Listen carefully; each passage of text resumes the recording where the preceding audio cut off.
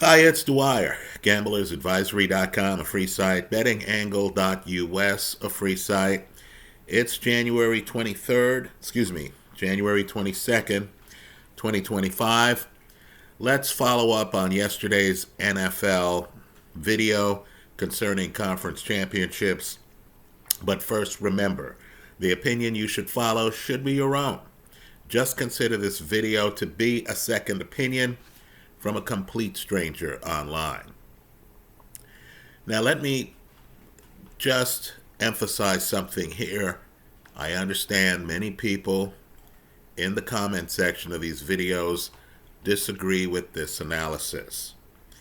But I actually agree with the advice given on that Max show called Bookie, which is a great show, by the way, where the bookie looks at his wife's mother who wants to play action on a game. And he tells her, look, you know you don't win in the long run. Right? Now, I'm going to agree with that with regard to betting on game to game.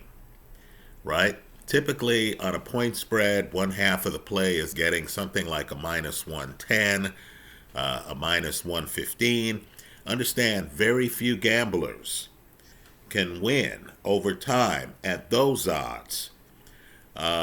If you get to 55%, you're kicking butt.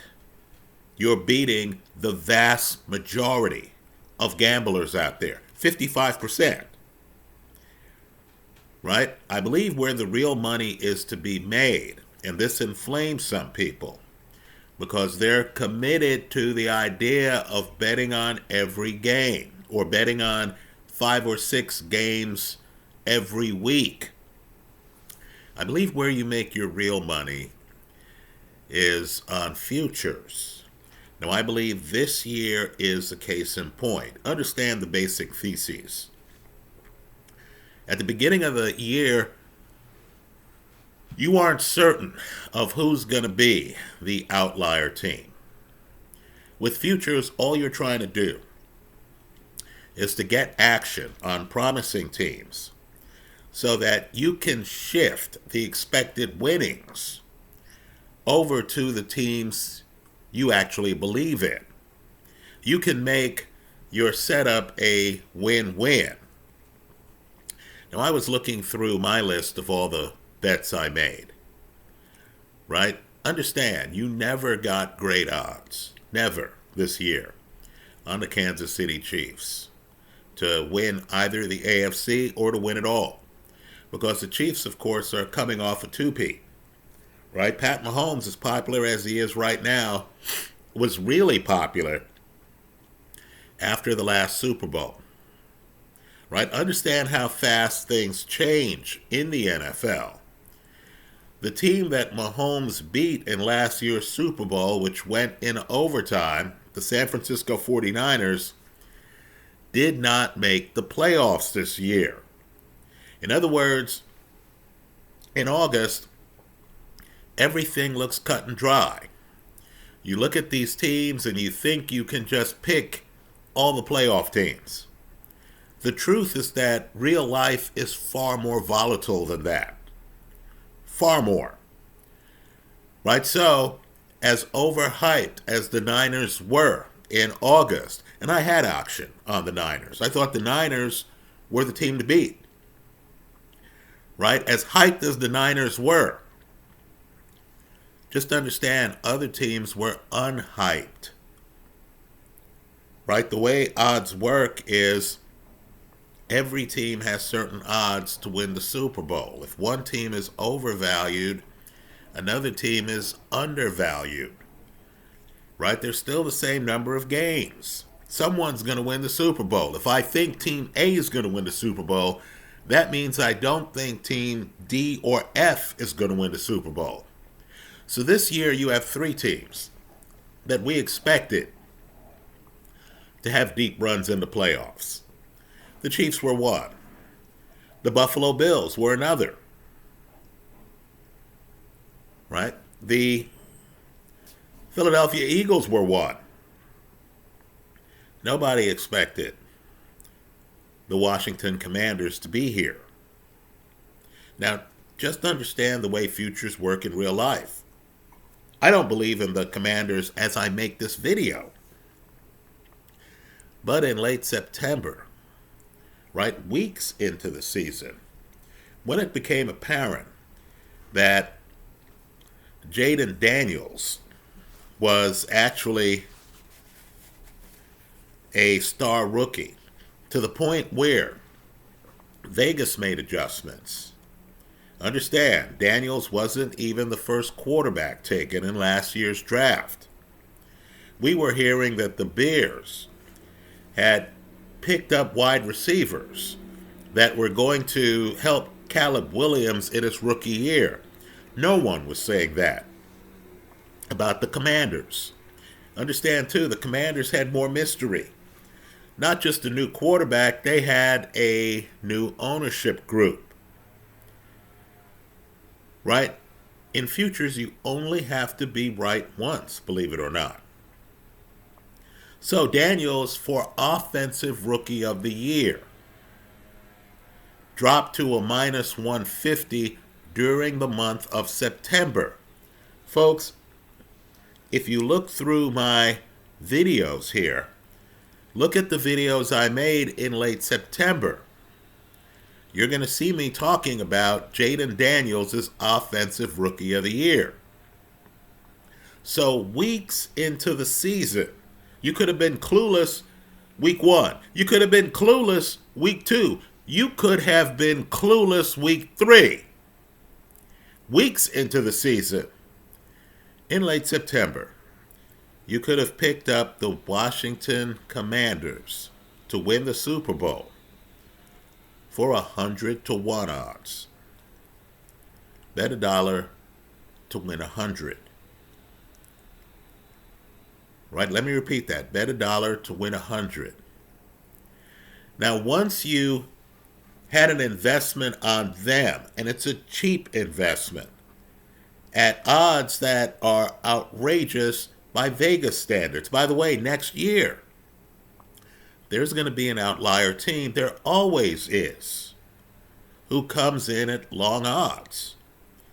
That allows you to bet more on other teams. Right, so just understand. If you got the Commanders at 100-1 odds, here, whoever you believe in, it could be the Commanders. But here you could say, okay, you know what? I have an endowment. Let me bet something on Philly. You didn't even have to have money on Philly right now.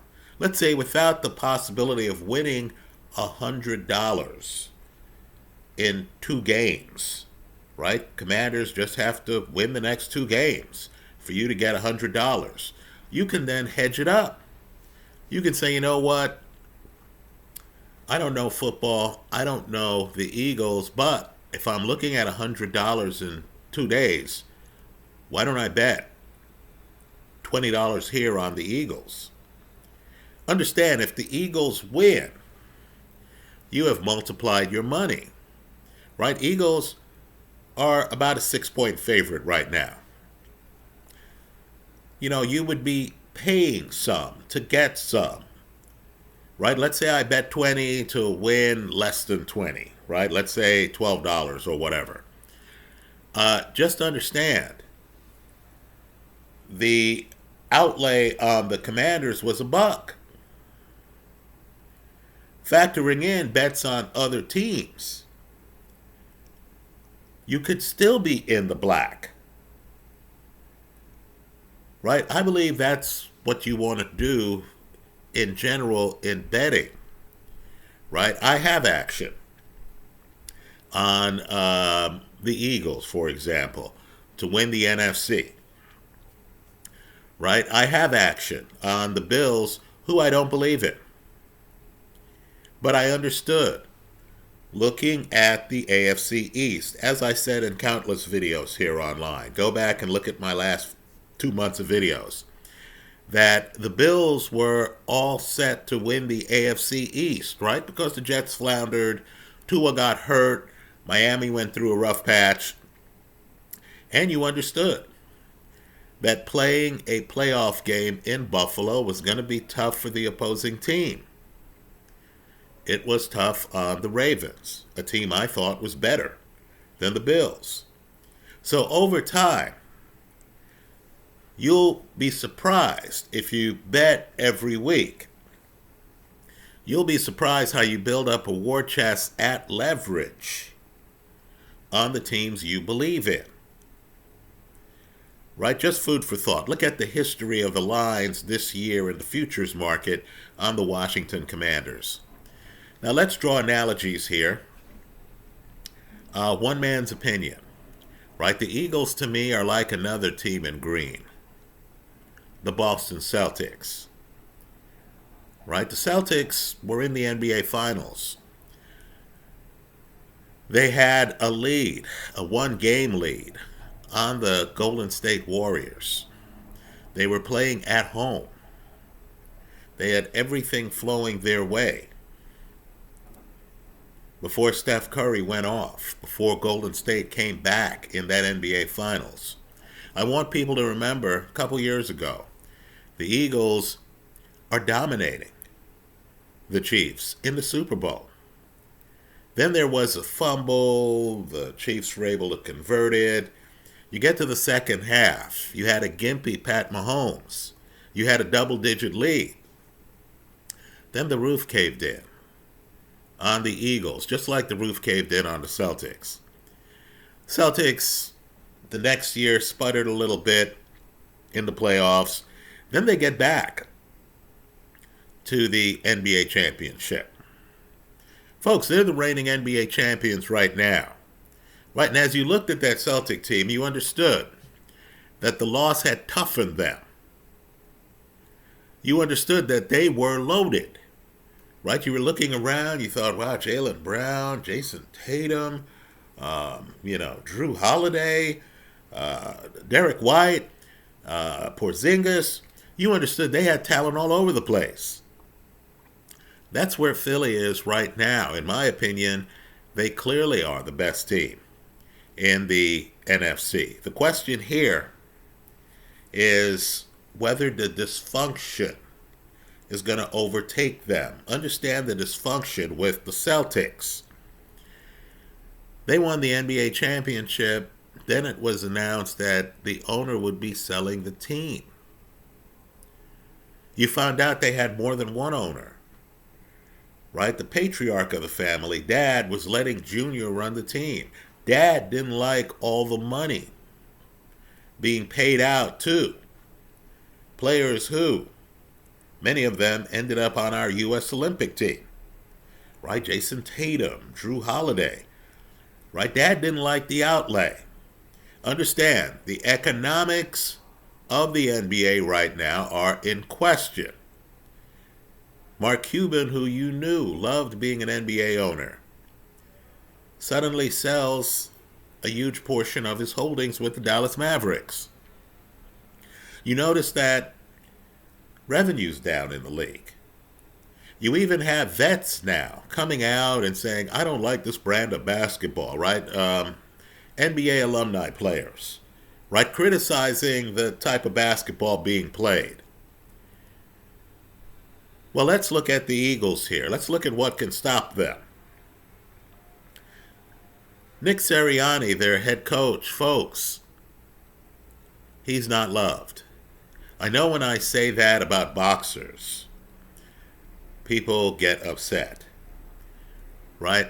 You understand a loved coach is Andy Reid, right? A loved coach is the coach who has delivered for you. You know you can win a Super Bowl with him.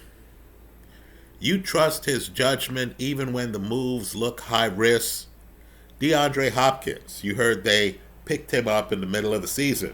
You don't even question Andy Reid. First off, you know Andy Reid had a hand in DeAndre Hopkins coming to the team. Right? Because you understand he has that level of power. Right? Andy Reid can go out, he can sign Kareem Hunt. No one's going to question it. Right? You understand with Andy Reid, you have one of the league's best coaches. Right? You know who Andy Reid is. Nick Sirianni, you know he doesn't have personnel power. That's Howie Roseman. You understand that while you couldn't envision the Chiefs firing Andy Reid at any time over the next 3 seasons, you understand that Nick Sirianni's job is only as secure as what he's done lately. Right? The Philly press is tough. I remember people like Steve Carlton and Mike Schmidt getting booed. And those were surefire Hall of Famers. Right? Philly's a tough place as it is. Nick Sirianni, let's face it, his job is now safe because he made the NFC championships. Right? Howie Roseman gets the credit in Philly. Right? Nick Sirianni, who's had success with the Eagles, right, is viewed as someone who's on the clock. Always. Let's talk about the dysfunction here. Now, I'm a Giants fan. New guy, Saquon Barkley, and I think Saquon is a great guy. Right? There's some superstars you look at and you think, wow, this guy has no idea that young kids are worshiping him and that he's a celebrity with an obligation to the fan base. You never think that with Saquon Barkley.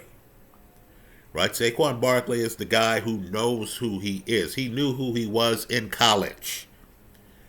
Right? This is the guy. He moves on from the Giants. There were some rough feelings there.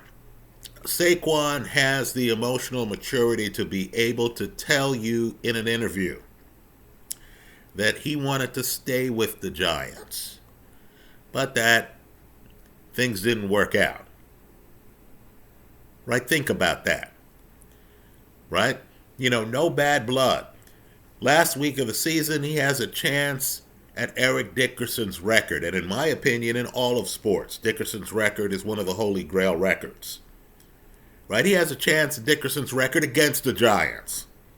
A team that he wanted to stay with, but the feeling wasn't mutual. Saquon doesn't go out there. Right? Saquon doesn't face his ex-team. He doesn't have a point to prove. Right? So he's the emotionally mature guy. Understand he's a workout warrior. Like his quarterback, Jalen Hurts. Right? The two guys bond.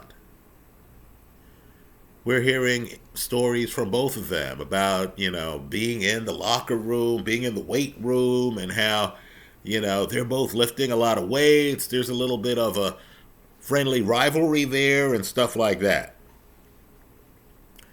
Just understand that sometimes when the new guy enters the workplace and he suddenly bonds with the key employee, other guys might feel left out. Other guys might feel like they're not getting the ball enough. Other guys might feel ignored. Folks, I don't say this lightly. In my opinion, the best player on the Philadelphia Eagles, and I know he hasn't been getting the ball lately. In fact, he's been reading books on the sidelines. It's A.J. Brown. Right? Google A.J. Brown, Jalen Hurts, argument. Google A.J. Brown, Jalen Hurts, tension. Right? Saquon shows up, he's a great guy, but changes locker room dynamics. Now suddenly star receiver and quarterback are having issues. Let me say this too. The Eagles have a Heisman Trophy winner. Let's not forget him, Devontae Smith. Right, folks, I'm telling you, there are a lot of quarterbacks. Hell, Pat Mahomes right now, with only one loss when he started this year, including the playoffs. He must be fantasizing about what it's like to have A.J. Brown and Devontae Smith as wide receivers on his team. right? I'm guessing there are a lot of quarterbacks in this league who are thinking, man, I wish I had A.J. Brown and Devontae Smith to throw to, right? Jalen Hurts needs to ask himself, are his wide receivers happy? We, gamblers, who are betting on Philly, have to ask ourselves, are the wide receivers happy in Philly? Let me talk about Saquon. Right, let's get off the grid here. Saquon's a home run hitting back. He's like Barry Sanders, right? Sanders, 5 yards a carry for his career. Right, Saquon right now is around 4.7. But you understand, Saquon is not an Emmitt Smith type back. He's not an Eric Dickerson type back. Right? Those guys were workhorses. Those guys were meal tickets. Those were the guys who you could hand the ball off to, and the guy would get 4 yards of carry in a snowstorm. Right? Saquon's different. He's like Barry. He's a home run hitter. Right? He can get you that dramatic 50-yard run. But the other carries might be 3-yard runs, not 4-yard runs, right? The secret to Emmitt was Emmitt could read blocks.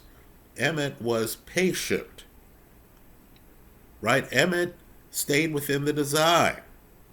Emmitt knew Dallas had a great offensive line, right? So just understand, with an Emmitt Smith, your wide receivers could be unhappy. Now, granted, they weren't, right? Michael Irvin, Alvin Harper, they were part of the Cowboy dynasty. But just understand, with Emmitt Smith, you knew you were getting 4 yards a carry. You know, you might not get the big 50-yard run that a Saquon could give you, but you knew if the Cowboys were ahead and they needed to drain the clock, you understood. You could lean on Emmitt. The Rams understood. They could lean on Dickerson. The Bears understood. They could lean on Peyton. Right? I'm not sure if the Eagles can lean on Saquon the same way, and I say that as a Giants fan. Right? Don't get me wrong. At the end of the game, you're going to hear Saquon has 150 to 200 yards. But you're going to hear that big chunks of that came in 2 or 3 plays. What about the other plays? Understand, Derrick Henry, different back than Saquon. Henry, by the way, 4.9 yards a carry. Clear Hall of Famer. But understand, with Derrick Henry, you know, player, we need 4 yards. Derrick Henry can get you the 4 yards.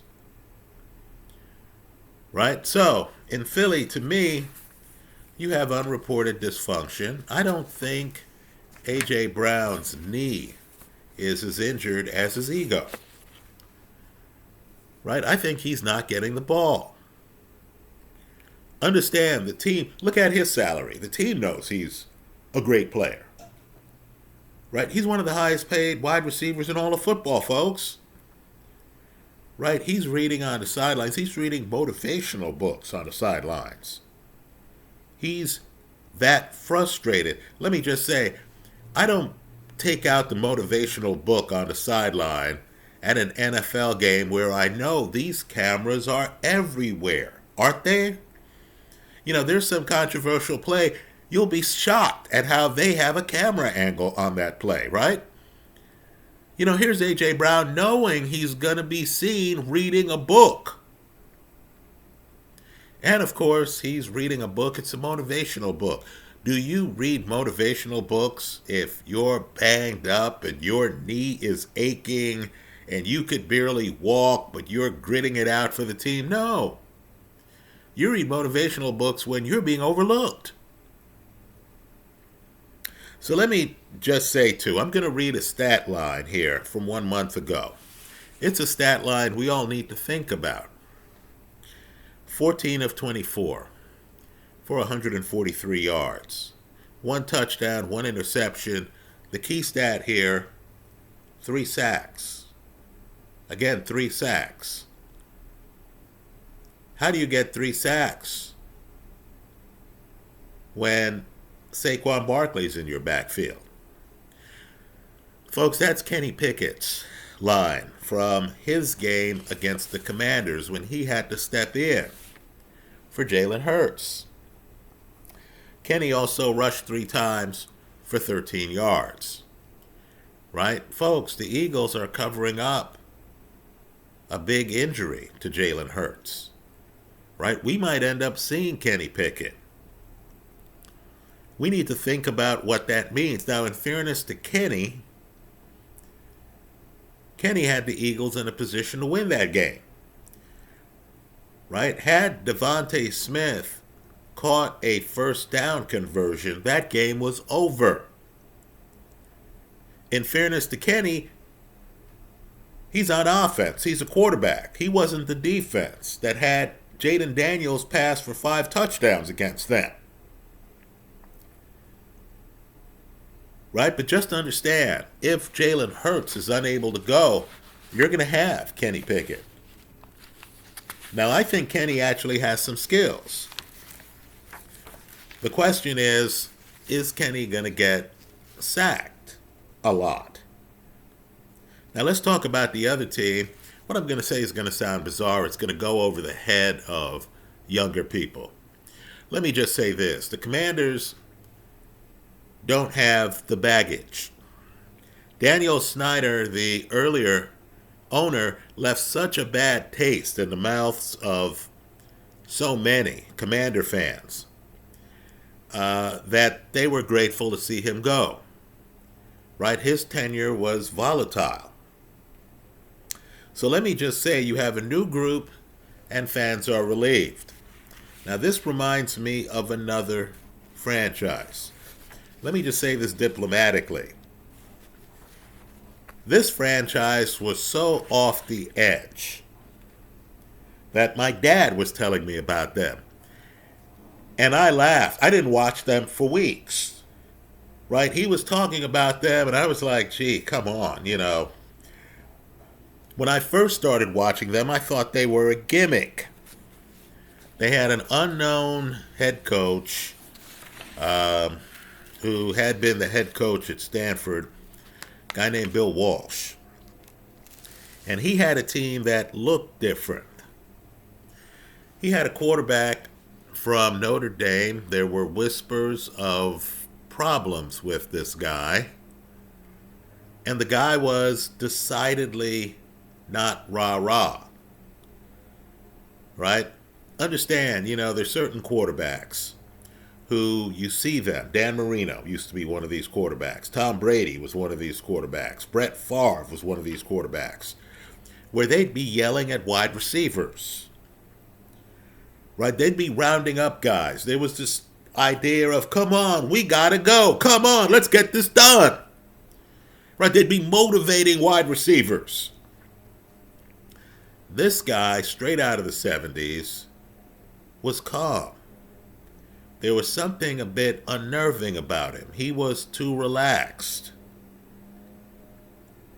Right? He didn't seem to have the strongest arm. Believe it or not, when I first saw him, I thought he was a running quarterback. Later in the 80s, they gave him the nickname Joe Cool. Now, the reason why there wasn't a lot of backlash on this guy is because he won a Super Bowl early. Right? But just understand, you would watch the Niners. There was a guy on the Niners who was trying to fire people up. His name was Ronnie Lott. Right? The Niner defense was different than the Niner offense.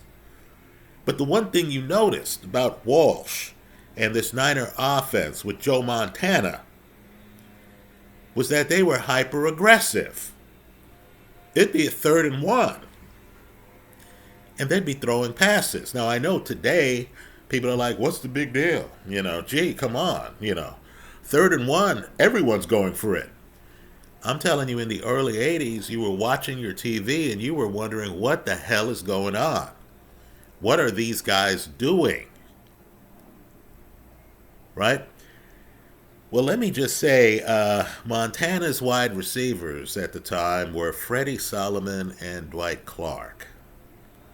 He had a running back named Bill Ring. This is well before the Holy Grail gets in place. Jerry Rice, Roger Craig, right? This is well before them, right? And you understood that a big part of the Niners were schematic.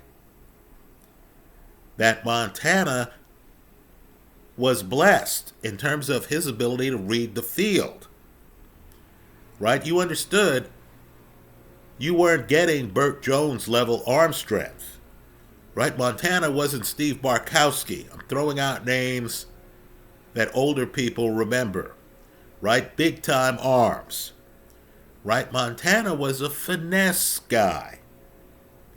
And you understood that the strength of the Niners was schematics.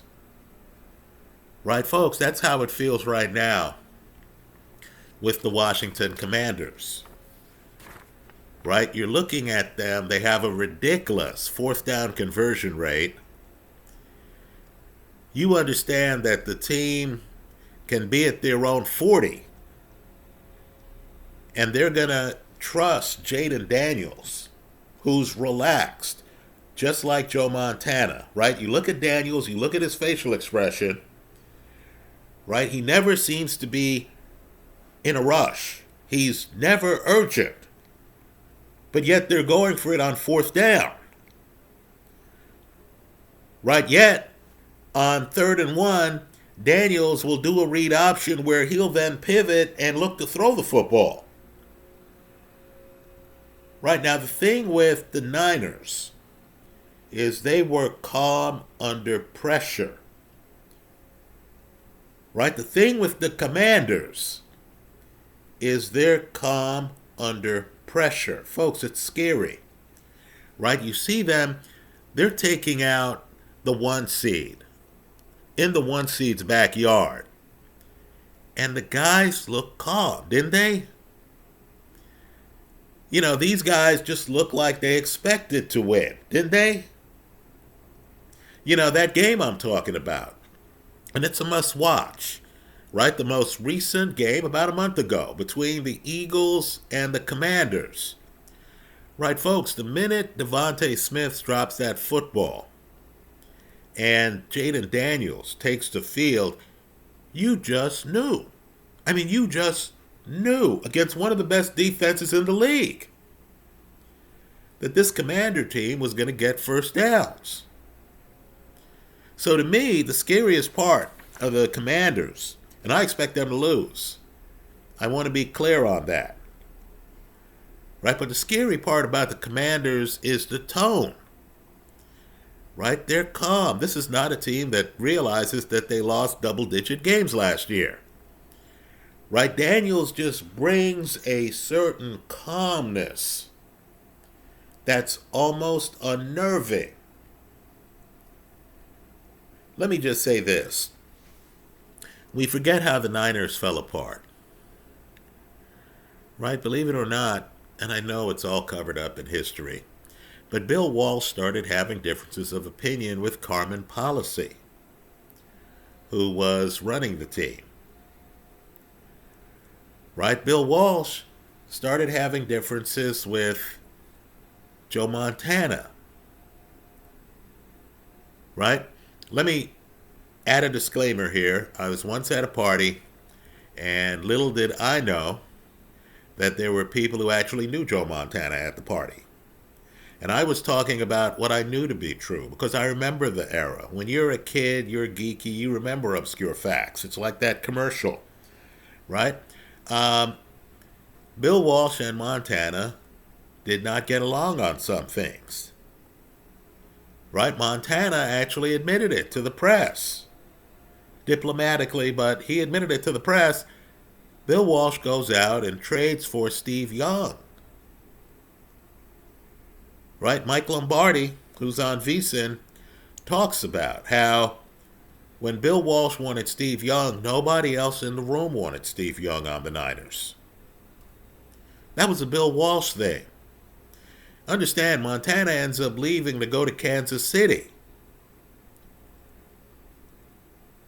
Right? George Seifert comes in. There was still a lot of juice left with the Niners. Seifert ends up winning a Super Bowl. Right? But just understand, things ultimately got a little bit chippy there with the Niners. With the Commanders, you're still in the honeymoon phase.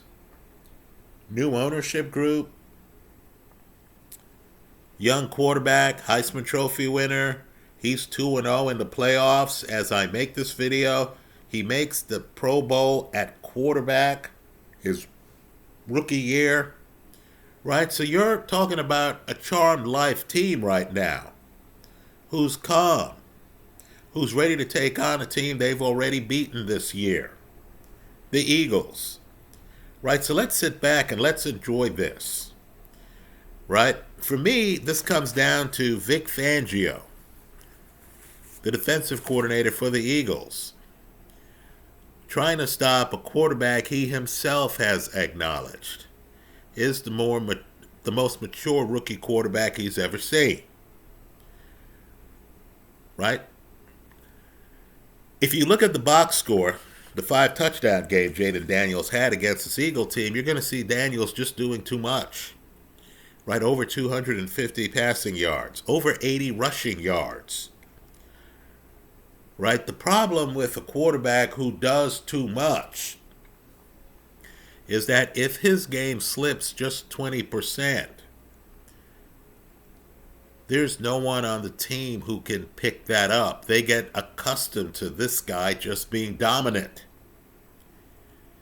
Right? We'll see what the Eagles bring. I think the Eagle defense is going to bring hell on Jaden Daniels. Let me point out that no rookie quarterback has started a Super Bowl. Those are my thoughts. Let me hear yours in the comment section of this YouTube video. Thanks for stopping by.